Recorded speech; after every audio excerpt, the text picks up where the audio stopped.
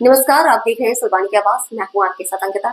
चलिए शुरू करते हैं आज की खास खबरों के साथ। ग्वालियर पहुंचे मध्य प्रदेश के डिप्टी सीएम राजेंद्र शुक्ल ने कांग्रेस विधायकों के विधानसभा के बाहर किए गए बंदर प्रदर्शन पर बड़ा बयान दिया है। उनका कहना है कि कांग्रेस नेताओं की यह हरकत ही उन्हें रसालत में ले गई है। जनता भी बार बार विपक्ष में बैठ रही है ताकि वह यह सीख सके कि कैसे जनता की आवाज उठाना चाहिए। उप मुख्यमंत्री राजेंद्र शुक्ल का कहना है कि कांग्रेस नेताओं की इन हरकतों को देखते हुए देश प्रदेश की राजनीति से कांग्रेस लगातार रसालत में जा रही है। विपक्ष के नाते उनसे उम्मीद होती है गंभीर भूमिका निभाने की। वे तर्कों के आधार पर अपनी बातें नहीं रखते और कुछ भी आरोप लगाकर वे यह सब चीज बोलते हैं, लेकिन इस तरह की राजनीति से उनको कुछ लाभ नहीं मिलता है। ये उनकी गलतफहमी है। इसलिए कुंठा में यह भ्रष्ट कांग्रेस इस प्रकार की हरकत विधानसभा के बाहर करती है, जिसको प्रदेश की जनता देख रही है। विधानसभा से कांग्रेस के वॉकआउट करने को लेकर कहा कि जब उनके पास आरोप लगाने के लिए कोई ठोस आधार नहीं होता है तो वह इस प्रकार की हरकतें करके जनता को भ्रमित करने का प्रयास करते हैं, लेकिन वे अपने इस प्रयास में कभी सफल नहीं हो पाते हैं।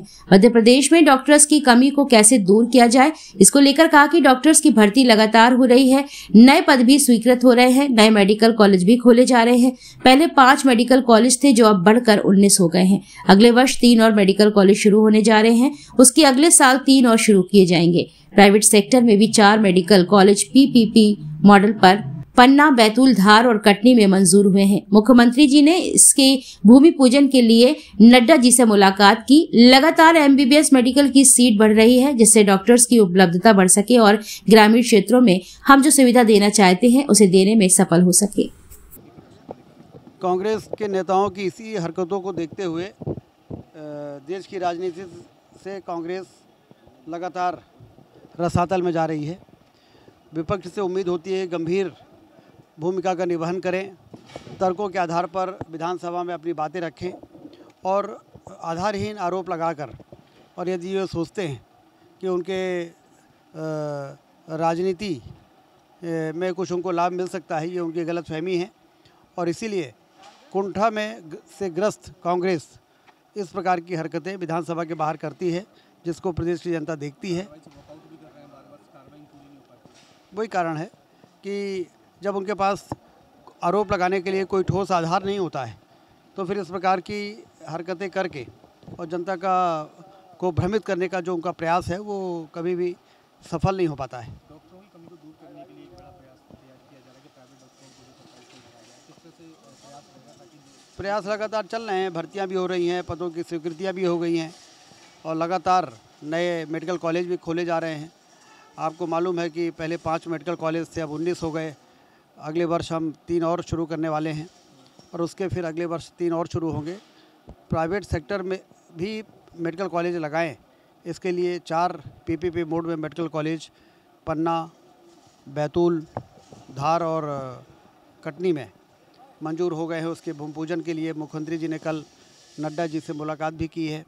तो कुल मिला के लगातार एमबीबीएस और पीजी की सीटें मध्य प्रदेश में बढ़ रही हैं, जिससे कि डॉक्टरों की उपलब्धता और बढ़े और ग्रामीण क्षेत्रों में जो सुविधाएं हम देना चाहते हैं वो हम देने में सफल हो पाएँ। पूरक बजट को लेकर भी आज कांग्रेस ने सबसे सवाल खड़े किए। फिर वही कांग्रेस की जो बात आप हमसे पूछते हैं, वास्तव में कांग्रेस जो काम हो रहे हैं उसको स्वीकार नहीं करती है। कम से कम उनको ये मालूम तो होना चाहिए कि मध्य प्रदेश बीमारू राज्य कहा जाता था, अब विकसित राज्यों की श्रेणी में सबसे आगे है। इस तथ्य को कैसे वो झुटला सकते हैं? और जब उनके समय के कुशासन की याद दिलाते हैं तो वो कहते हैं कि पुरानी बातों को मत दोहराइए, आज की बात करिए। तो आज की बात में हम नहीं कहते हैं, पूरा देश कह रहा है कि मध्य प्रदेश आगे बढ़ रहा है, विकसित हो रहा है, तो उसको भी स्वीकार करने के लिए तैयार नहीं है। तो अब उनका कोई इलाज नहीं है। चुनाव जब आते हैं तो देश प्रदेश की जनता उनका इलाज करती है और इसीलिए लगातार वो विपक्ष में अपनी भूमिका के लिए उनको बैठाया जाता है कि एक बार विपक्ष में कि राजनीति कैसे करनी चाहिए ये आप सीखिए।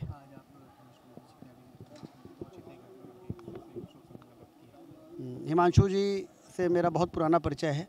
जब सतना में वो स्वदेश के लिए वहाँ पर ब्यूरो चीफ हुआ करते थे तो उनसे पारिवारिक संबंध रहा है और उनके पूज्य पिताजी के निधन का दुखद समाचार मिला था, इसलिए ग्वालियर आकर और उनको श्रद्धांजलि देने के लिए मैं उनके निवास पर गया था और दुख की घड़ी में उनको संबल, क्योंकि पिता का साया बहुत बड़ा साया होता है और वो जो साया जब हटता है तो व्यक्ति को बहुत खालीपन महसूस होता है, लेकिन उनको संबल, हिम्मत रखने, वो एक बहादुर व्यक्ति हैं।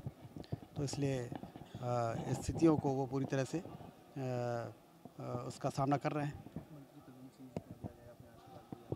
मंत्रिमंडल के हमारे वरिष्ठ सहयोगी प्रद्युम्न सिंह तोमर जी के बहुत ही प्रिय भाई जो अभी इस दुनिया में नहीं हैं, उनके बेटे की शादी के लिए भी हम सब उनके खुशी के इस मौके पर उनके निवास पर गए थे और उनको बधाई दी, शुभकामनाएं दी।